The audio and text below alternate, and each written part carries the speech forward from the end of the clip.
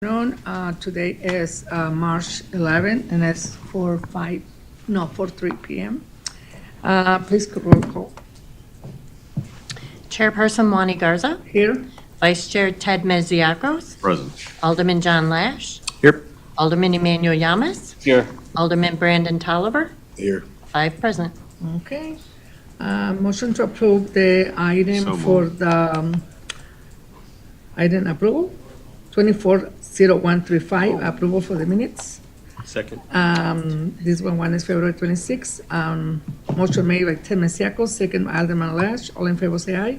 Aye. Okay, motion passed 5-0. We have public comments?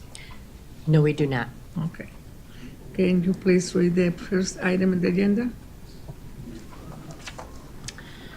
240017, a resolution to use NTI National Technologies, Downers Grove, Illinois, as the primary fiber vendor, and EX2 Technology LLC of Omaha, Nebraska, as the secondary vendor for 2024 City of Aurora fiber optic projects for $1,358,149 plus a 10% contingency, total not to exceed $1,493,963.90. Good afternoon, Chairperson Good afternoon. Garza and members of the committee. Jeff Anderson, City's Deputy CIO. This is I believe, the 6th year in the annual NTI fiber connectivity CIP to get to all the lift stations and wells. So from a security standpoint, what we're doing here in a systematic fashion, we've got all of them now after this year. None of them will be on radio frequency anymore, which is inherently insecure. They'll all be connected back to the city's fiber network. So again, this is where we're producing water, right? So the wells and lift stations. So that's why this has been key. That's what we've been bringing forward in pieces every year. We asked to accelerate this a few years ago. This is the last of them. So that's the lift stations and wells on here. The last one on here is for fixed fiber poles to locations within River Edge Park for the jumbotrons that were approved by this committee and council last summer that'll be out at River Edge Park this year. So now that we know, those have been approved, the sidewalks are all put together. Now that we know exactly where the fixed poles are going to be for those jumbotrons, we know where we can pull the fiber to and be connected. So if you have any questions about any of these, I have in details. We have Mike Baker here as the network engineer who can speak about these things in detail, but at a high level, So I they're can going to answer. provide like a map where is located everything? For poles? River Edge Park, Uh-huh. yes, there's a map available for those as well. And Jason Bauer's here as well. Maybe Jason could speak to the whole master plan for the park. Yes. Good afternoon, Jason Bauer with Department of Public Works. We came here about a year ago. We did have an exhibit at that time, but we can attach that to this that shows these are the two. So the 3 that are in this contract are the jumbotron that's on the back of the sound tower right in the middle, and then the 2 new ones that'll flank the stage. So one on each side of the stage, kind of angled towards the crowd. And those we're expecting delivery sometime in April so that we can install them in May, and hopefully the fiber is done and everything is good, and we'll be ready to use them this summer. When you say they want to put an angle, so they mean the people in the bridge, they can see it also? The people on the bridge will definitely be able to see it. Okay, great, Yeah, for sure. good. Questions, comments? Yes? Just a quick question on the NTI contract. Why did we not put that out to bid, or did we put it out and just didn't get any other bidders? No, what we've done is use the power of the county's relationship. They put this out to bid. This is they just redid it in 2022, and so we went after their purchasing power, and we can piggyback off their contract. That's what we've been doing. Okay. Okay. And I was wondering with the county seal on there. And then also, is it $2 million in ARPA funds that's also being used? Is that the county's money, or is that ours? I think you're probably reading that off of the county arrangement. Yeah, there's no ARPA funds as part of this one. Okay. As part of the city's resolution. Understood, Yeah, thank you. okay. More questions, comments? Okay. So moved. Motion made by Alderman Dallesh, second Alderman Tolliver. All in favor, say aye. Aye. The motion passed 5-0. Thank you. Next item. 240143, a resolution authorizing acceptance of the lowest bid from Proline Fence for the installation of perimeter fencing at the Aurora Transportation Center in the amount of $53,698 and a contingency of $2,684.90. Good afternoon. Derek Winston, Director of Public Facilities. Looking to replace the fence on the north and west sides of the main ATC parking lot, primarily for two reasons. One, to eliminate the rental on the chain link fence, and to improve the aesthetics. So this fence will be a decorative aluminum, low maintenance, virtually no maintenance. Not any maintenance. Excuse me. It's the iron fence, this is the situation we have, or the aluminum, like you're saying. And they don't have no problem, the whole, but what I'm saying with, when they put it together, so in a couple of years, so they have some kind of rusty. Because No, I saw in the McCarthy Park fence, it's gonna be the similar like McCarthy Park? no, McCarty Park is actually ferrous iron fence. Is the iron? Right, this is aluminum, so it will not rust. Okay.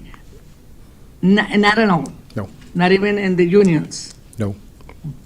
Okay. Yeah, because in McCarthy is where we have it now. So they when they need to refix it or paint it. So it's good. Questions, comments? Just quick, is it gonna look like, River Edge Park? Very similar. We also have other aluminum runs on the property, so it'll mimic those. It is based on those specs. Thank you. So moved. Motion made by Alderman Lash. Second Alderman Tolliver. All in favor, say aye. Aye. Aye. Motion passed 5-0. Thank you very much. Thank you. Next item. 240151, a resolution to authorize the Director of Purchasing to execute a contract with Crawford Murphy and Tilly, Aurora, Illinois, in the amount of $210,600 for water main flushing. Good afternoon, John Hoffman with the Engineering Division. This is our annual water main flushing program we've been doing since about 2013, where we flush approximately 15 to 20% of our system to try and improve water quality. So we've been using CMT for this program, primarily because they've have developed this program with us since they keep our water model.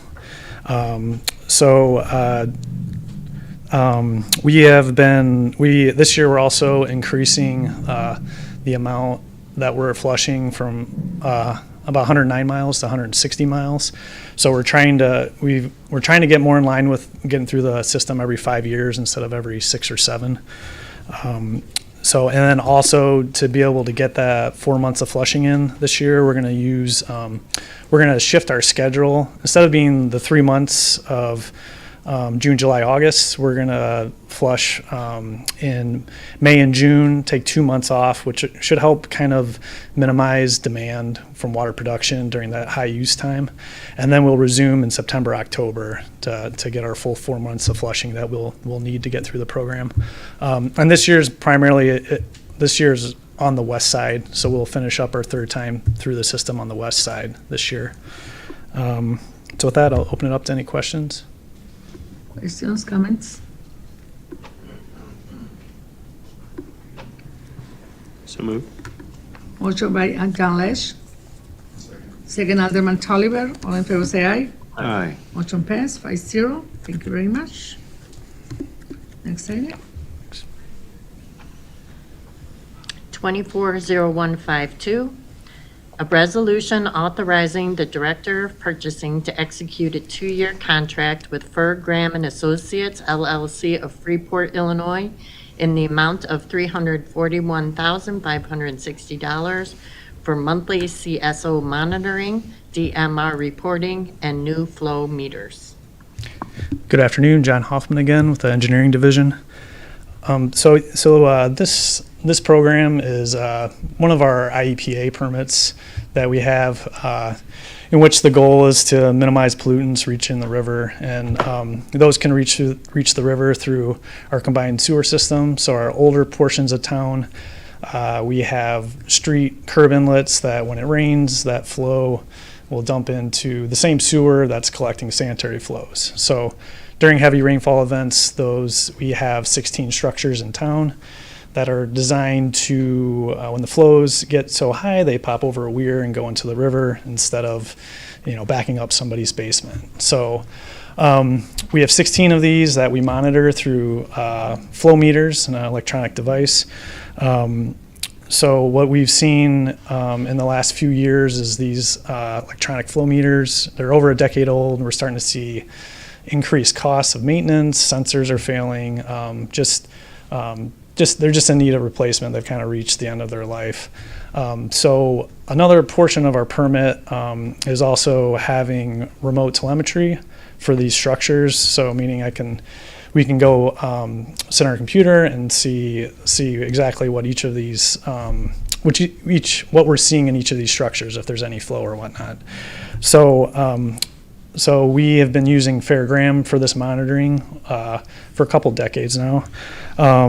So we'll have them, and they're going to be working with our supplier to install these new meters. So these new meters will have cell capabilities, so they can send the data via cellular signal to the cloud, and then we can pull the data off of this cloud, the flows and whatnot that are needed for the reports off the software. So we're expecting to see a reduction in our contract just because we're not going to be pulling data twice a month, and we're also not going to be spending office time for Fairgram to analyze the data for the reports. So we're also setting up some more reliable power sources for them. So we're going to be doing some solar panels for some of these sites and also some shore power.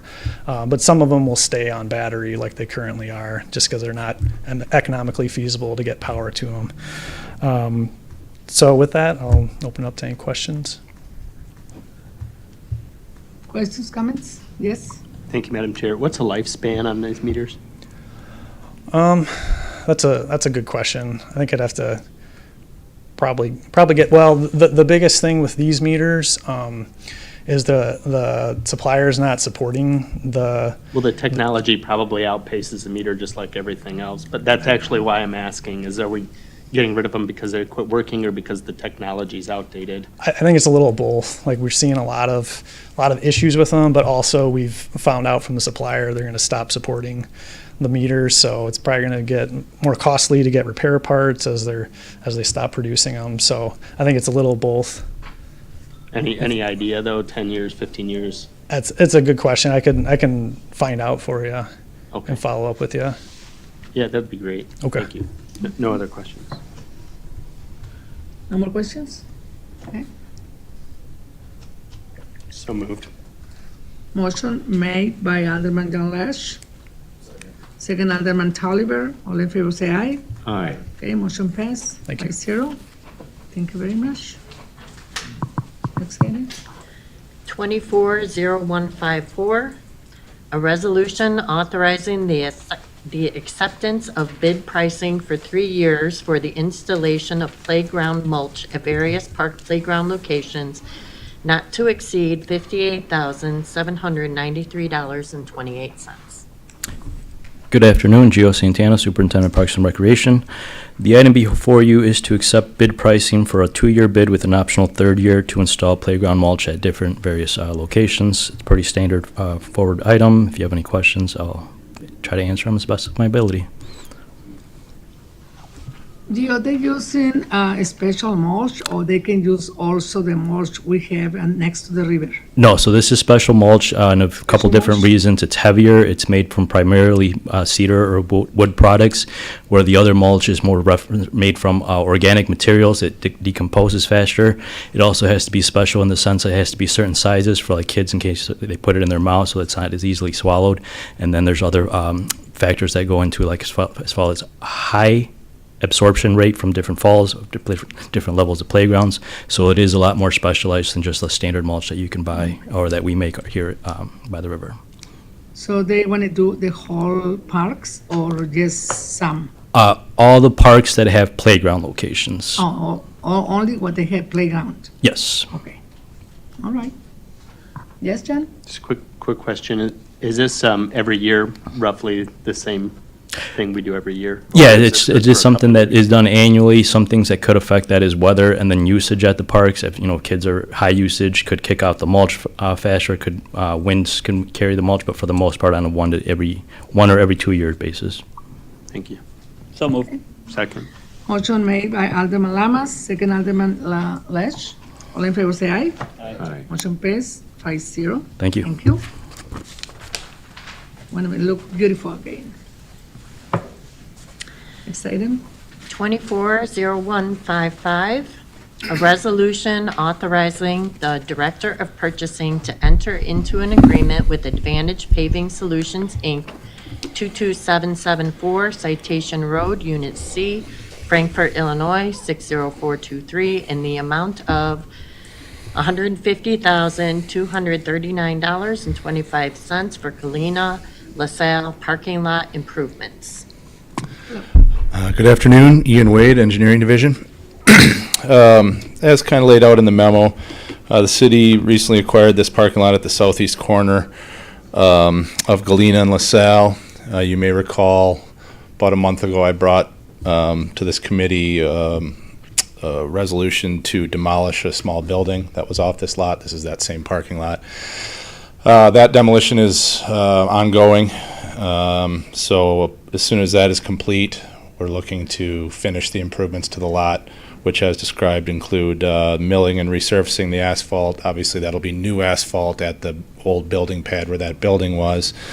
And then also doing some new curb work to kind of reshape the entrance to this lot. This lot used to have a middle island that contained that it contained the electric meter for the power at the site, but also the gate controls for the gate that was removed as well as along with the demo of that building. So we did receive 7 bids. We were pretty happy with the pricing that came back. So much so that you may have noticed we also are asking to add an additional $40,000 to utilize these unit rates to also do similar resurfacing on parking lot H, which is another parking lot near Middle and New York. The unit prices we received on that are as good as we've seen in a bit, so we wanted to try to take advantage of that. I reached out to Advantage and asked if they'd be receptive to adding a little bit of additional scope of similar services, and they said yes. So we are putting $40,000 in there, which based on these unit rates and the size of that other lot should be enough to go ahead and mill and resurface that lot as well. We're hoping that we can value engineer that cost down and maybe get away with just overlaying that lot. And if that's the case, then it would not be that full $40,000, but we're asking for that just so that we have enough to cover whatever it is we find is needed out there at that lot. So with that in mind, I'll take any questions. Question, comments? Yes, John? Thank you, Madam Chair. Just real quick, what are the costs might we anticipate with this parking lot? I know we're not putting the moving gate back in, but I think we kept the fencing, and just curious what we got to do to get it open if we expect any more. Yeah, there was one additional cost, which was the electrical work. As I mentioned, the meter was disconnected from the entrance, and we did install a few new light poles, and we did do some rewiring of the lot. We utilized an existing contract with Utility Dynamics. That was like $38,000, so it wasn't over the threshold to bring that forward. But other than the demolition of the building, that electrical work, and then this paving and curb work, that is all we anticipate. Striping is also included in this. And anything else coming in on the 40,000? You said hopefully we don't have to mill it, but. The one other thing we might do at the Joco lot, if you're familiar with Lot E, which is between New York and Galena, behind the buildings at Front Broadway, we put in some wayfinding signage, big sign that says park with an arrow, since this is going to be a primarily public lot. one of the things we're going to do as we move into the Broadway improvement project is try and find ways to highlight parking in new ways to really draw people's attention to say, hey, there's a big sign that says there's parking here. So this project was budgeted for, I think, $275,000. We're well under that between the demo, these improvements, and all the electrical work we've done.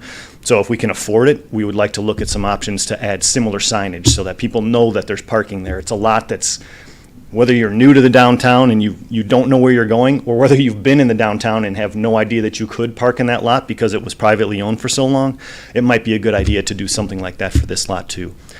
So we might do that. It looks like we're tracking really well on budget, so that would be about the only other thing that we expect to spend at this point. Cool. And how many spots do we have? Sorry. I know it was roughed out, but now that the building's gone. Yeah, we're actually working on that right now. We hired Walker Consultants to do the downtown parking study. They're working on all that now. I think we brought that forward not too long ago to this committee. That's well underway. They're working on a number of items, and one of the things we asked for was for them to take a look at this area as if there was no existing striping, no existing layout, just where the entrance is, and say, hey, this building is gone now. Take a fresh look at this and see if we can pick up more spots. We think we're going to pick up somewhere in the range of maybe 20 to 25 spots, but we'll see what that turns out to when they're actually done with their little study. So they were happy to do that as part of the downtown parking study, and again, it looks like that's about what we're picking up, is somewhere in the 20 range. I guess my only other thought is, if the electric hasn't been done, is also thinking about putting in some EV chargers there. Yeah, we're preparing for that. We're actually installing conduit to a few locations so that it is ready for that whenever we decide but we don't want to tear the lot up again. So the Right. conduit's going in now. The only thing we probably won't do is the connection to ComEd and running the power, but we can do that without harming the lot again. That's taken out a few squares of sidewalk on LaSalle. So we've already kind of planned out where those PEDs would go, and there's a lot of planting beds there. So once we get the main runs and the main feeds that we can hit, we're not going to have to dig anything up, and we can run the EV charging stations without tearing anything else up in the future. Thank you. No more questions. Okay. Thanks, Jason. So moved. Okay, motion made by Alderman John Lash, second Alderman Tolliver. All in favor, say aye. Aye. Motion passed, 5-0. Thank you very much. Next Thank item. you.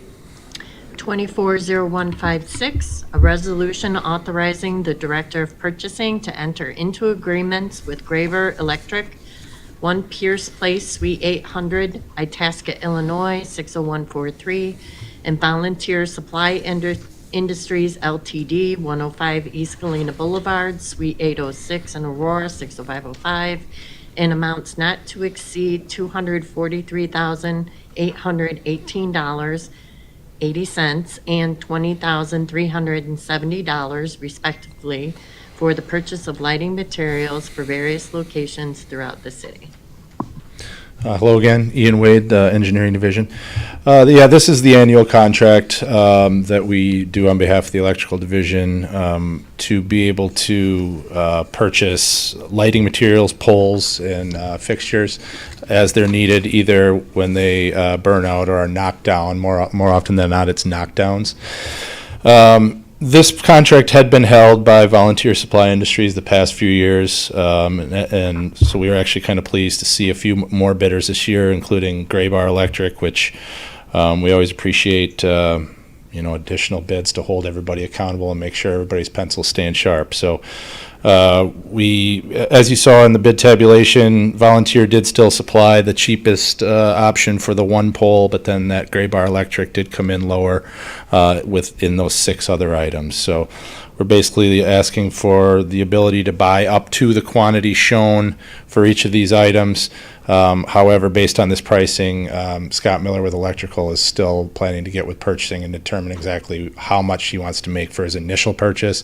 I know you've seen in the past a lot of times we bring that forward as part of this, but we're still kind of figuring out exactly what we want to do for that initial purchase. But these are the not to exceed amounts for these 2 vendors for the items listed. Take any questions. Questions, comments? Just out, because I don't know the answer, do we buy them as as they get knocked down and we need them, or are you looking to buy this many and keep them in stock? It's a little of both. A lot of times Scott will know the ones that are more prevalent and he has to deal with more often, and he'll go ahead and keep a few of those in stock. He does end up buying standalone individual purchases as well if needed, but he does try to buy a few out ahead so that he has a few in stock. Typically, and what we'll probably see this year once they figure it out, is they will make a purchase for probably somewhere in the neighborhood of half this amount, give or take, of the various items based on where his inventory is now on some of these items. So, if he's still got a half dozen of them in, he'll probably hold off, that type of thing, on that specific item, but And then we install them? yes. No further questions? Okay. All questions, comments? So moved. Okay. Second. Motion by Dan Lash, second Alderman Tolliver. All in favor say aye. Aye. Motion passed. Thank you. 5-0. Thank you very much. Okay, no other item to discuss in this meeting. Motion to adjourn. Okay, motion adjourned by Alderman Ted Mesiacos at 4:30, second by Alderman Lash. All in favor say aye. Aye. Okay, adjourn the meeting 4:30. Thank you very much.